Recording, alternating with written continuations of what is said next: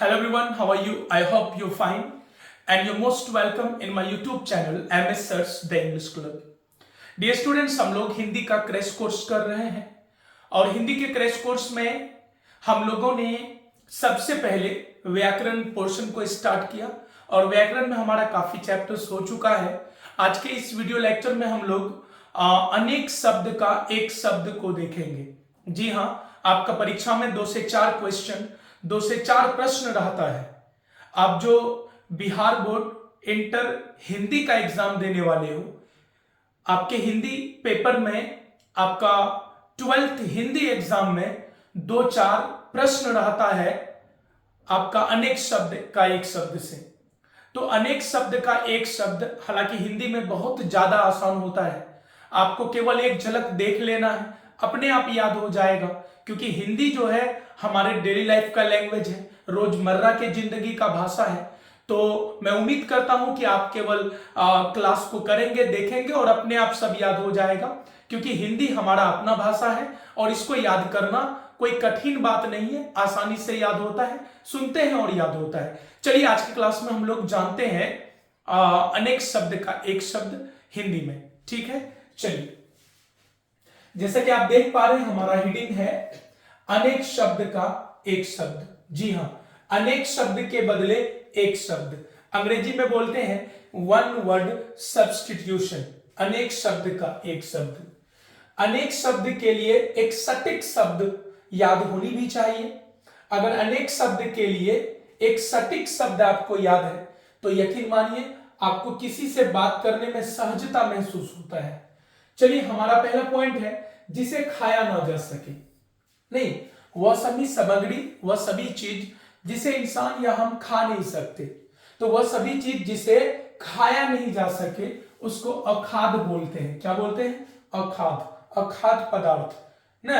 एक होता है खाद्य पदार्थ, खाद्य पदार्थ का मतलब हुआ खाने से संबंधित, अखाद्य मतलब अखाद्य पदार्थ मतलब खाने से संबंधित जो नहीं। तो हम आपका परीक्षा में पूछ लेगा जिसे खाया ना जा सके क्या कहलाता है, तो आपका आंसर होगा अखाद्य। ठीक है, चलिए अगला पॉइंट है जिसका जन्म पहले हुआ हो। जी हाँ, जिसका जन्म पहले हुआ हो वो अग्रज कहलाएगा। क्या कहलाएगा? अग्रज, मतलब जिसका जन्म पहले होता है वो अग्रज कहलाता है। चलिए अगला, जिसकी कल्पना न की जा सके, है ना। कुछ कुछ चीज है ब्रह्मांड में कुछ कुछ ऐसा चीज है जिसका कल्पना आप नहीं कर सकते, तो उसको अकल्पनीय बोलते हैं। ठीक है, याद रख लेना। जो कहा ना जा सके, कुछ कुछ चीजें हैं जिसको आप एक्सप्लेन नहीं कर सकते, बयान नहीं कर सकते, अकथनीय कहलाएगा वो। जो आगे का विचार करने वाला हो ना, आगे का सोच समझ कर जो काम करता हो उसको हम लोग अग्रसोची बोलते हैं। अग्रसोची, जी हाँ। जो सबके आगे रहता हो, जी हाँ, हमेशा मदद के लिए तैयार, सबके आगे रहे, अग्रणी कहलाएगा वो। जो इंद्रियों से परे हो उसको बोलते हैं अगोचर। जी हाँ, तो ये सभी जो है प्रसिद्ध अनेक शब्द का एक शब्द है, इसे आपको याद कर लेना है। जिसे खाया ना जा सके अखाद्य, जिसका जन्म पहले हुआ हो अग्रज कहलाएगा, जिसकी कल्पना न की जा सके अकल्पनीय, जो कहा ना जा सके अकथनीय हो जाएगा, आगे का विचार करने वाला, आगे का सोच रखने वाला अग्रसोची कहलाएगा, जो सबके आगे रहता हो वो अग्रणी कहलाएगा, जो इंद्रियों से परे हो उसको अगोचर बोलते हैं। तो आपको इसका स्क्रीनशॉट ले लेना है, उसके बाद फिर इसको नोट कर लीजिए और नोट करने के बाद फिर आपको याद कर लेना है। आपका परीक्षा से संबंधित है, बहुत ही ज्यादा महत्वपूर्ण है। आइए हम लोग आगे बढ़ते हैं। आगे की अगर हम लोग बात करें तो आगे आपका है जो नेत्रों से दिखाई ना दे। जी हाँ, जो आंख से दिखाई ना दे वो क्या कहलाएगा? वो अदृश्य कहलाएगा, अंग्रेजी में इनविजिबल बोलते हैं। जो खाली ना जाए, नहीं आपने मान लेते हैं कि आपने एक तीर चलाया नहीं, और आप जिस मकसद से चलाए वो खाली ना गया, है ना, आपका मकसद पूरा हो गया, उसको क्या बोलते हैं? अचूक बोलते हैं। जिसकी चिंता नहीं हो सकती अचिंत्य हो जाएगा। जो छूने योग्य ना हो अछूत हो जाएगा। जो बूढ़ा ना हो अजर हो जाएगा। जिसे जीता ना जा सके अजय। जो ना जाना गया हो, जो ना जाना गया हो, जिसके बारे में कुछ पता ना हो अज्ञात कहलाएगा। जिसका कोई शत्रु उत्पन्न ना हुआ हो उसको अजात शत्रु बोलते हैं। जिसका कोई भी शत्रु उत्पन्न नहीं हुआ है उसको अजात शत्रु बोलते हैं। तो इसका भी आप लोग स्क्रीनशॉट ले लीजिए, इसको भी याद कर लेना है आप लोगों को। इसमें ज्यादा समझाने वाली कोई बात है नहीं, बस आप लोगों को लिखना है और याद कर लेना है, लिखना है और याद कर लेना है। आइए आगे चलते हैं हम लोग। आगे की अगर बात करें, देखिए, जो कुछ नहीं जानता हो अज्ञ कहलाएगा। क्या कहलाएगा? अज्ञ। जिसके कुल का पता ज्ञात ना हो, जी, जिसके खानदान का पता ज्ञात ना हो अज्ञात कुल कहलाएगा। जो अपनी बात से ना टले उसको अटल बोलते हैं। जो ना टूटने वाला हो अटूट होगा। जो अपनी जगह से ना डिगे अडिग कहलाता है। जिसके आने की तिथि ज्ञात ना हो, जी हाँ, अतिथि कहलाएगा। जो सबके मन को जानता हो अंतर्यामी कहलाएगा। किसी बात को बढ़ा चढ़ाकर कहना वो क्या कहलाएगा? तो याद रहे, है ना, अतिशयोक्ति, अतिशयोक्ति कहलाएगा। इसका भी आप स्क्रीनशॉट ले लीजिए, इसको भी याद कर लेना है। All these are very very important for your board exam. तो आपके बोर्ड एग्जाम के लिए ये सभी बहुत ज्यादा इंपॉर्टेंट है। आइए आगे चलते हैं हम लोग। आगे की अगर बात करें तो लिखा हुआ है जो पहले ना देखा गया हो, है ना, अदृष्ट पूर्व कहलाएगा वो। जो देखने योग्य ना हो तो अदर्शनीय कहलाएगा। जिसके समान दूसरा ना हो अद्वितीय हो जाएगा, है ना। जो बीत गया उसे अतीत बोलते हैं। इसका भी आप स्क्रीनशॉट ले लीजिए। चलिए, ये सबको याद करना है ना, लिख लेना है, इसको याद कर लेना है। आगे चलते हैं हम लोग, है ना। आवश्यकता से अधिक वर्षा, ना, आवश्यकता से अधिक वर्षा क्या कहलाएगा? अतिवृष्टि कहलाएगा। आगे का विचार करने वाला अग्रसूची कहलाएगा। जो खाली ना जाए अचूक कहलाएगा। धर्म और शास्त्र के विरुद्ध कार्य अधर्म कहलाएगा।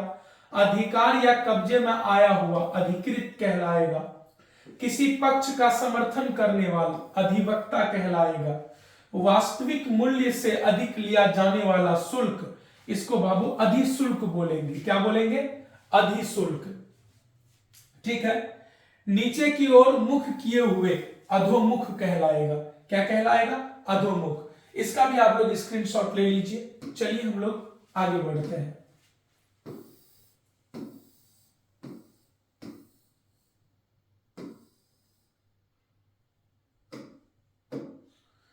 चलिए आगे देखते हैं हम लोग। सर्वाधिकार संपन्न शासक या अधिकारी अधिनायक कहलाता है। क्या कहलाता है? अधिनायक। कर या शुल्क का वह अंश जो किसी कारणवश अधिक लिया जाता है क्या कहलाएगा? अधिभार कहलाएगा। अगला, वह पत्र जिसमें किसी को कोई काम करने को दिया जाए अधिपत्र कहलाएगा। किसी सभा या संस्था का प्रधान अध्यक्ष कहलाता है। वह स्त्री जिसका पति दूसरा विवाह कर ले, है ना, अधगुड़ा कहलाएगी।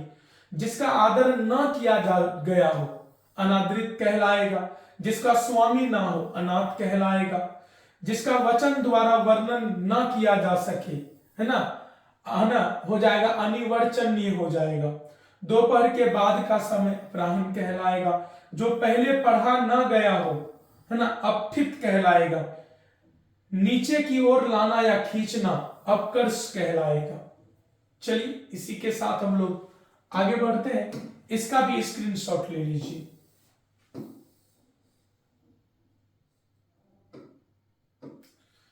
चलिए अगला है आपका, जिसका कोई निश्चित घर ना हो क्या कहलाएगा? अनिकेत। जिसका मन किसी दूसरी ओर हो अनमना कहलाएगा। जिसका निवारण ना किया जा सके अनिवार्य। जिसका निवारण न किया जा सके, ठीक है। जिसका आदर न किया जा सके अनादरित हो जाएगा। बिना पलक गिराए हुए अनिमेष। किसी बात पर बार बार जोर देना आग्रह। धन से संबंध रखने वाला आर्थिक, है ना, आदि से अंत तक, है ना, अघोपांत कहलाएगा। इसका भी स्क्रीनशॉट ले लीजिए। आइए आगे बढ़ते हैं।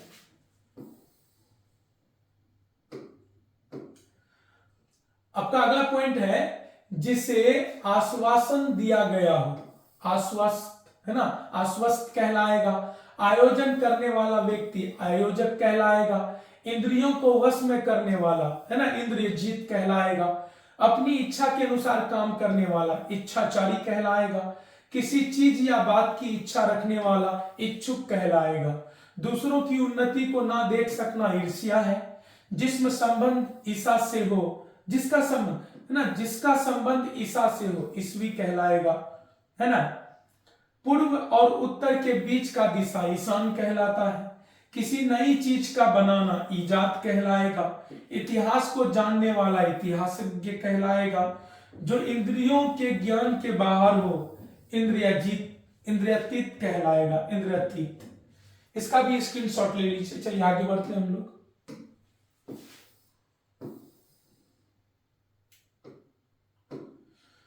चलिए अगला पॉइंट है किन्हीं घटनाओं का कालक्रम। किन्हीं घटनाओं का कालक्रम से किया गया वृत्त इतिवृत्त कहलाएगा। जिसकी उपमा दी जाए है ना, उपमेय कहलाएगा। जिसका मन उदार हो उदार मना कहलाएगा। ऊपर कहा हुआ तो प्रयुक्त हो जाएगा। जिसका उल्लेख किया गया हो उल्लिखित हो जाएगा। जो उद्धार करता है उद्धारक है ना। जिसने ऋण चुका दिया हो है ना, उऋण कहलाएगा। जिस पर उपकार किया गया हो उपकृत कहलाएगा। सूर्योदय से पहले का समय उषा काल कहलाता है। जो भूमि उपजाऊ हो उर्वरा कहलाता है। ऊपर की ओर बढ़ती हुई सांस है ना, ऊर्ध्व सांस कहलाता है। चलिए इसका भी स्क्रीनशॉट ले लीजिए, आगे बढ़ते हैं हम लोग। हमारा अगला जो पॉइंट है, जिसका वित्त एक जगह स्थिर हो एकाग्रचित हो जाएगा। जिस पर किसी दूसरे का अधिकार ना हो एकाधिकार। जो दिन में एक बार भोजन करता है एकाहारी। इस लोक से संबंधित ऐहिक। जो अपनी इच्छा पर निर्भर हो ऐच्छिक। जिसका उच्चारण है ना ओष्ठ से हो ओष्ठी हो जाएगा। जिसका संबंध उपन्यास से हो उपन्यासिक कहलाएगा। सारे संसार के देशों की खेल प्रतियोगिताएं ओलंपिक कहलाता है। इसका भी स्क्रीनशॉट ले लीजिए। चलिए हम लोग आगे बढ़ते हैं।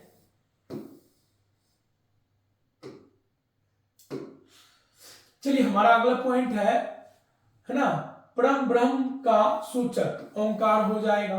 अपनी विवाहित पत्नी से उत्पन्न औरस हो जाएगा।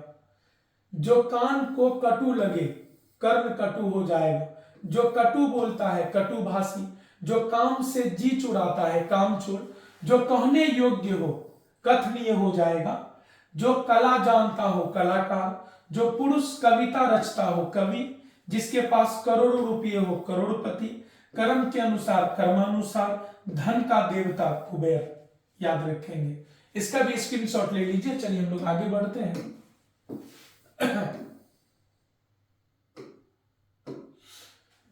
चलिए क्षमा पाने योग्य क्षम्य कहलाएगा। कार्य करने वाला व्यक्ति कार्यकर्ता। कुंती का पुत्र ना कौंते कहलाएगा। क्षण भर में नष्ट होने वाला क्षणभंगुर होगा। भूख से व्याकुल है ना क्षुधातुर हो जाएगा। ठीक अपने कर्म से आया हुआ क्रमांगत हो जाएगा। ऐसा जो अंदर से खाली हो खोखला हो जाएगा, है ना। किसी के घर की होने वाली है ना तलाशी खाना तलाशी कहलाएगा। वह स्त्री जिसका पति दूसरे स्त्री के मध्य रहता हो खंडिता। ऐसा ग्रहण जिसमें सूर्य और चंद्रमा का पूरा बिंब ढक जाए खगड़ास कहलाएगा। खाने योग्य पदार्थ खाद्य कहलाएगा। चलिए इसका भी स्क्रीनशॉट ले लीजिए, फिर हम लोग आगे बढ़ते हैं। इसमें याद रहे समझने वाली कोई बात है नहीं, टोटल को केवल आपको याद कर लेना है। जो बीत चुका हो उसे गत बोलते हैं। जो गांव से संबंधित हो ग्रामीण होगा। गणित शास्त्र के जानकार गणितज्ञ कहलाएगा। जो कानून के विरुद्ध हो गैर कानूनी। जो छिपाने योग्य हो गोपनीय, है ना। घास छीलने वाला घसियारा। दो पर्वतों के बीच की भूमि घाटी, है ना। किसी के इर्द गिर्द घेरा डालने की प्रक्रिया घेराबंदी। इसका भी स्क्रीनशॉट ले लीजिए। ये सब केवल आपको लिखना है और याद कर लेना है। चलिए आगे बढ़ते हैं। घृणा करने योग्य घृणास्पद हो जाएगा। घुलने योग्य पदार्थ घुलनशील होगा। बरसात के 4 महीने चतुर्मास कहलाएगा। 4 वेदों का जानने वाला चतुर्वेदी कहलाता है। जो चंद्र धारण करता हो चंद्रधारी हो जाएगा। जिसकी चिकित्सा की जा सके चिकित्स्य हो जाएगा। 4 राहों वाला चौराहा कहलाता है। सेना के रहने का स्थान छावनी कहलाता है। 6 महीने का समय छमाही कहलाएगा। छात्रों के रहने का स्थान छात्रावास, है ना, सहसा छिपकर आक्रमण करने वाला, है ना, छापामार कहलाता है। इसका भी स्क्रीनशॉट ले लीजिए। आइए हम लोग आगे बढ़ते हैं। एकदम टोटल आपका बोर्ड एग्जाम के लिए इंपॉर्टेंट है। अगला, कर्मचारियों आदि को छांट कर निकालने की क्रिया छटनी कहलाएगा। जो जन्म से अंधा हो जन्मांध कहलाएगा। जन्म लेने वाला जलज। जताने या बताने का कार्य ज्ञापन। झूठ बोलने वाला झूठा। जिसके लंबे लंबे बिखरे बाल हो झबड़ा। सिक्के ढालने का कारखाना टकसाल। टाइप करने की कला टंकन। मूल बातों को संक्षेप में लिखना टिप्पणी। बहुत डरने वाला डरपोक। डाका मारने वाला डकैती। ठीक है, चलिए इसका भी स्क्रीनशॉट ले लीजिए। चलिए हम लोग आगे बढ़ते हैं।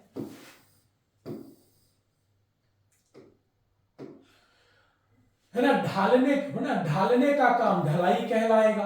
3 नदियों का संगम त्रिवेणी कहलाएगा। जो तर्क योग्य हो तार्किक हो जाएगा। एक व्यक्ति द्वारा चलाई गई शासन प्रणाली तानाशाही होता है। 3 कालों को जानने वाला त्रिकालज्ञ हो जाएगा। 3 वेदों को जानने वाला त्रिवेदी। चौपाया को बांधने का स्थान थान हो जाएगा। पति पत्नी का जोड़ा दंपति कहलाता है। इसका भी आप स्क्रीनशॉट ले लीजिए। चलिए आगे बढ़ते हैं हम लोग। अगला है धर्म में रुचि रखने वाला धर्मात्मा। जिसमें कोई दोष ना हो निर्दोष। दूसरों का भला चाहने वाला प्रार्थी। घूम फिर कर सौदा करने वाला फेरी वाला। जो मधुर बोलता है मधुर भाषी। जिसकी आंखें सुंदर हो सुलोचन। जो दूसरों की हत्या करता हो हत्यारा। इसका भी स्क्रीनशॉट खींच लीजिए आप लोग। चलिए देखा जाए तो ये सभी जो आप लोगों ने अनेक शब्द का एक शब्द देखा, ये सभी बहुत ही ज्यादा महत्वपूर्ण है। आप सभी को नोट कीजिए और उसको याद कर लीजिए। आपका परीक्षा में 2 से 4 प्रश्न अनेक शब्द का एक शब्द से आता है। आज का क्लास यहीं तक, मिलते हैं हम लोग नेक्स्ट क्लास में। तब तक के लिए टेक केयर, बाय बाय।